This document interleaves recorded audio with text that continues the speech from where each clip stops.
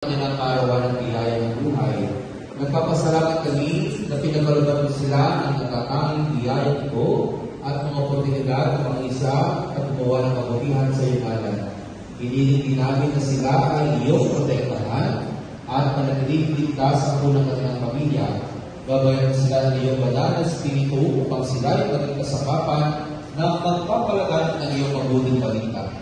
Nilibig namin ito sa pangalan ni Jesus, naghahaling kasama mo ng Espiritu Santo, isang Diyos, magpa sa walang hanggan.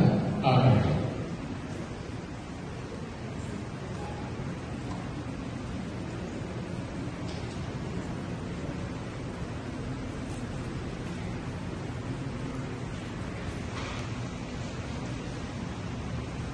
Ngayon po, harap po tayo sa ating mga kasama. Harap po tayo sa ating mga kasama. Okay. Ngayon, awitan po natin